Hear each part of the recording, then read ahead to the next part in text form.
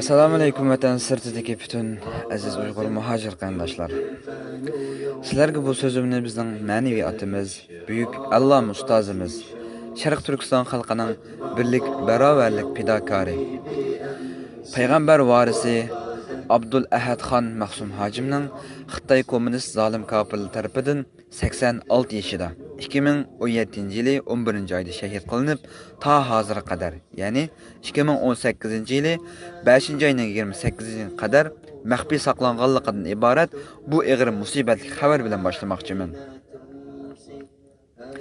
Atimiz Sharq Turkiston diyorining Xotan viloyatidan bo'lganiga qaramasdan, butun Sharq Turkiston xalqi uchun umrini ilm tahsil qilish va ummatga ilm yetkazish, ummatni haqqa da'vat qilishdan qilib yetaklashdan iborat bu eng jabr jafoliq yo'llarda tinimsiz, harmay, talmay yurib kelgan bir kishi.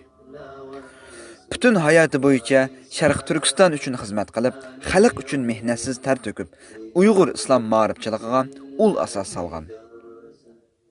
Uyg'ur xalqininki 100 yilda bir chiqmas ahli sunnat olimlaridan biri.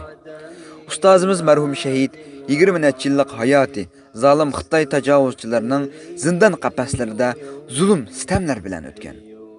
Turmadan chiqqandan keyinmi bo'shashmay, tan sog'lomligining nacharligiga qaramasdan, yanada ummat ko'yida, xalq g'amida o'zi sham bo'lib, hayotini piliq qilib, ko'yib yashagan.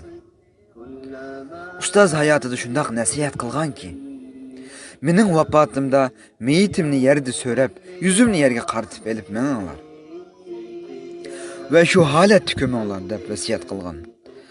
Atrofdagilar yig'izaro bilan, "Ey ustozimiz, bu nima deganlari? Nima sababdan bundoq deylar?" deganida, Allohim menga 80 necha yillik umr beribdi. Men shu islom ummati uchun, xalqim uchun hech bir ish qilolmadim. Qo'limdan hech bir ish kelmadi.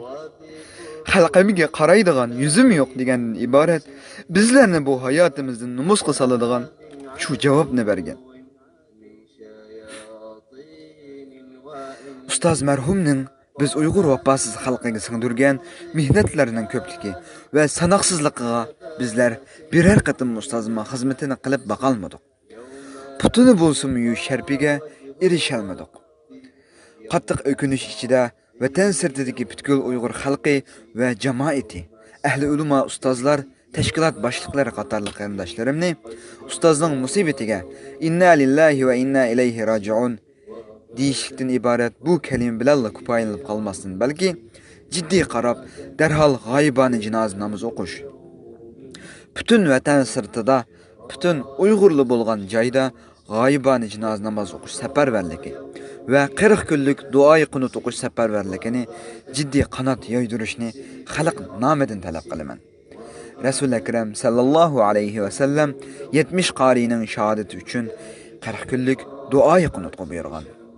Ustozimiz Alloma hidoyat osmonimizning o'chmas yulduzi edi va musibati ota-ona musibatimizdan ig'ir kelyotdi. Ustoz xizmatida bo'la olmadik. Dualarımız ustozimizga shahodat maqomining eng yuqori darajasini berishini tilasak.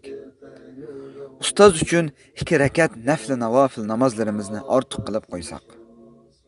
Ustoz uchun 2 sajdamizni ortiq qilib Allohga tilab, ustozimizningki bizlarga qilgan, bizlarga sungdirgan ajr mehnatlari, to'kkan tar qimmatlarininki badaliga ustozimizga katta ajrlarni berishini tilab qo'ysak degan umiddaman va bu umidga butun chaqiriqqa, butun Uyg'ur musulmon xalqining bosh tortib bo'la olmaydigan majburiyati bilib, umumyuzlik ovoz qo'shishini umid qilaman.